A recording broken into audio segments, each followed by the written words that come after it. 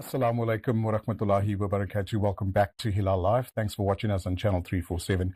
Also on our live stream, www.hilaal.tv. Today we've got two very important people in studio and discussing an even more important topic with regards to the way South Africa's political climate gets shaped, which then has a ripple effect on all of us that is so passionate about our beautiful country. First up, I'd like to welcome back our attorney, Igshaan Higgins. Assalamu alaikum. Wa alaikum salam, Luqman, and to the viewers. Jazakallah so much for joining us. Really appreciate it. And then a stalwart that's been advocating for a better South Africa and someone that's kept his pulse on politics for many, many years, Dr. Allan Boesak. Good evening and welcome. Good evening. Thank you very much, and to the viewers. My absolute pleasure. It's a great honor you coming into our studio discussing a very important topic. We've all seen in the news, we've seen the conversations around the government of national unity. We've had input from stakeholders all over around the world as well. But Igshaan, in terms of our constitution, the government of national unity, where does it leave us with regards to our constitution? How do we look at it from the constitution point of view? Firstly, I think it's a very interesting question, and I'm sure every lawyer in South Africa is obviously thinking about this. Because what's happening at the moment, I mean, the constitution is quite clear in terms of the role of the president, in terms of Section 85. Then there's also other action items that the president is actually given in terms of the constitution. And the most important one is actually appointing a cabinet. Right. I mean, that is in terms of Section 91. I'm going to read it actually so that people can know what it is. It says the president, A, must select the deputy president from among the members of the National Assembly, and B, may select any number of ministers from among the members of the Assembly.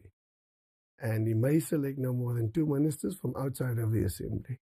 So for me, the Constitution is very clear on this particular issue. And of course, there's no other law that tops the Constitution. Correct.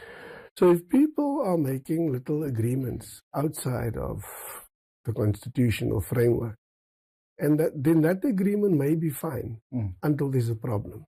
Because if there's a problem, they will have to resort to the courts to resolve the problem. Gotcha.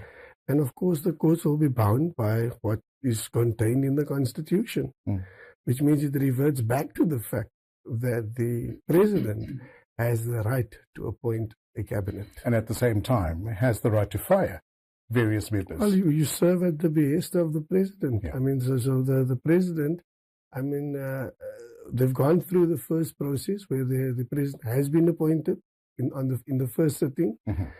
So what happens next is, obviously, the president must now appoint various role players, like the deputy president, like the cabinet. But it seems that that's where this government of national unity, this is where the stumbling block is in terms of who goes into the cabinet. And for me, it's like if they fail to come up with a solution, then, of course, the courts must make a decision, and the courts will have to revert to the Constitution. And the Constitution is pretty clear as to who makes that decision. Yeah. And I think who better to give us a broader perspective, Dr. Boesak, for, being part of our heritage for so long and being so passionate about South Africa, which we all share as well. You know, if we ask somebody that's watching this now, they're going to ask you, what the hell, Khanan? You know, in terms of, because it's so confusing at the moment. It is the question. It is very confusing. I almost have, I was going to say that it is a planned confusion. Because if people are confused and nobody knows what is happening, then you can do a lot of things. As Donald Trump used to say, you put facts on the ground. By the time we wake up, things have been done and decided, and then everybody says, well, we just have to move on. That's the one thing.